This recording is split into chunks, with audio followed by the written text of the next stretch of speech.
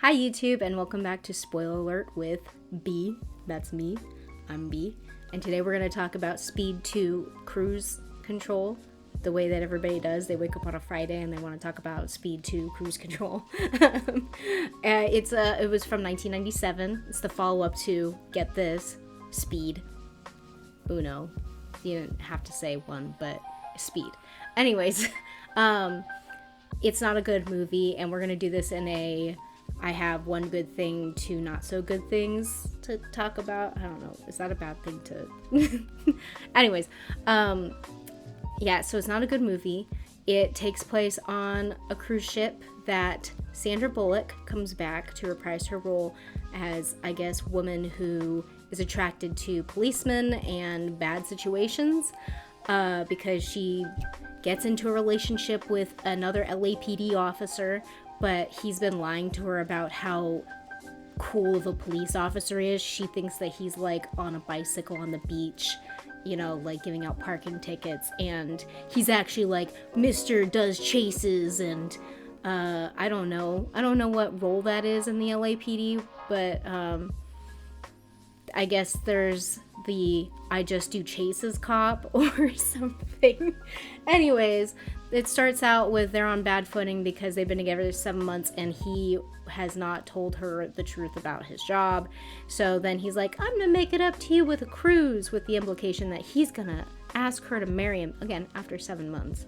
And she's actually thinking about breaking up with him instead. So, you know, it's that perfect, like, oh my god, the perfect time to marry someone is just before they break up with you. Or to, like, you know, get engaged. Anyways, so that's kind of the gist of it. They go on this cruise, a cruise ship. It's supposed to be a cruise liner. There's only like 20 people on it. It's really weird that it's supposed to be like, you see some people and you never see them again, even though they have to be contained within this whole thing. It doesn't matter. So we have a villain who's taking over the ship because he's mad that he worked on the ship, he made the computer system, and then he got kicked out of the company for being sick. Like, he's got a terminal illness, which is very strange. But then also, for some reason, there was diamonds. I think I wasn't paying attention to why there's diamonds on this baby cruise ship. So he took over the ship. He tried to get everybody to leave the ship so that he could take the diamonds and run, I think that was the plan, but then he set it to, like, just run aground. It was not a very good plot, and it was not well implemented. So anyways, let's get to our 1 and 2 things. So the one good thing we're going to start with, which was the villain was played by Willem Dafoe, who is phenomenal. He's got his crazy eyes on, but he also had this scene where he had murdered the captain and took over the captain spot, and these women are like, I want pictures with the captain, but it's Willem Dafoe, and he just looks super charming, and he's got that, like, you know, that charisma about him that he's got, and it was good. And they also give him this, like, little weird thing where at first you think, like, oh, this is kind of a cool little villain thing. He brought his own leeches, which he's, like, using. He believes that leeches are helping. But then later on when you find out that he's, like, because you're like, oh, that's kind of creepy. That's kind of weird. But they don't really make anything weird out of it. And you actually kind of end up feeling a little bad for him because you find out that he's terminally ill and he doesn't have really anywhere else he can go, and so he's been using these leeches thinking that they're helping because what's the harm? He's gonna die anyways, it seems like. It's like, this poor guy. I don't know. It's hard to, like, feel bad when they make it like that. Like, are these diamonds really that big of it's just diamonds. Anyways, so that was the one good thing, was Willem Dafoe.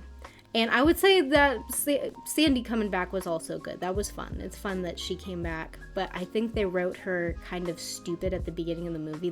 They really made her stupid. I was like, the first Speed is one of my favorite movies of all time. When I was a kid, I loved Speed.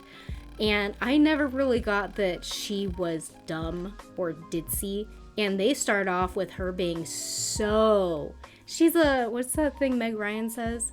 I'm a bit of a flibberty gibbet. That's what it comes off as.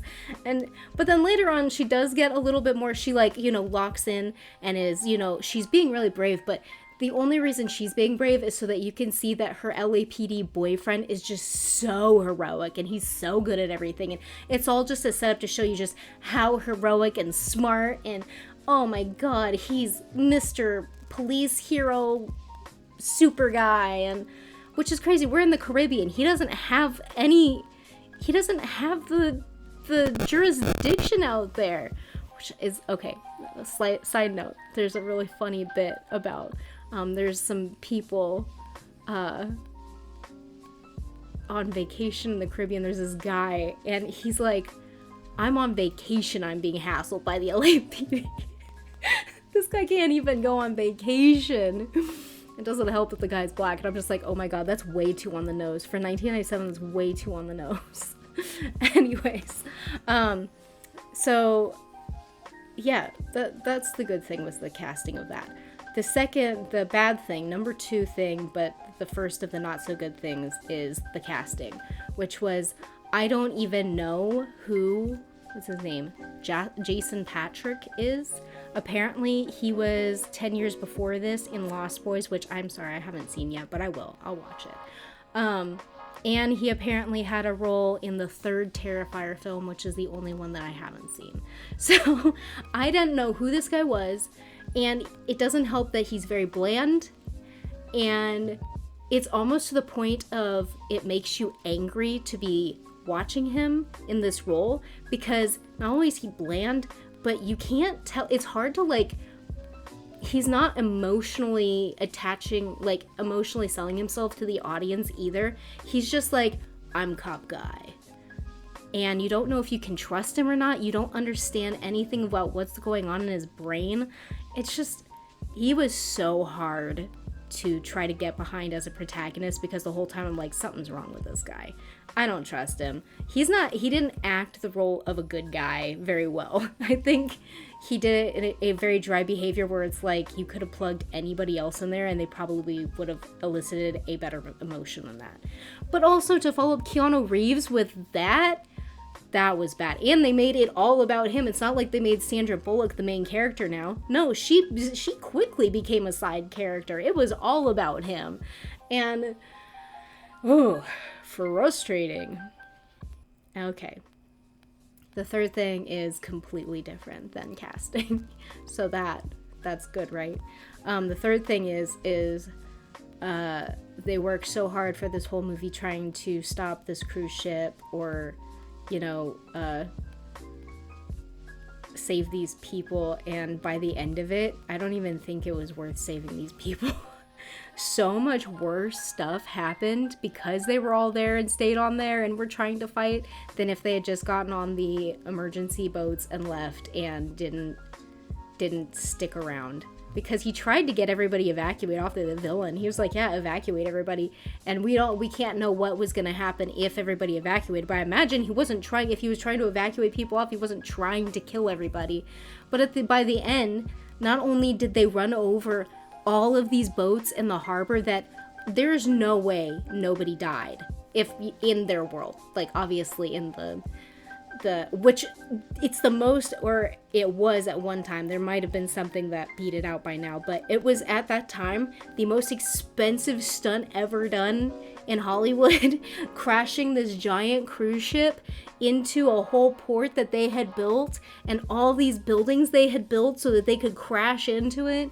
And there's just no way that you can look at all of the people that would have been in those buildings and on the streets and in those boats and think that, oh yeah, no, it's okay, there definitely wasn't 20 casualties, because also Willem Dafoe flies his plane into a like a tower on top of a cargo ship, a huge cargo ship. There's no such thing as a cargo ship that doesn't have any people on it in 1997. I know a lot of stuff's been automated now, which is really creepy, but but in 1997 there were people working that giant cargo ship. He flies into this tower and for some reason the entire thing explodes.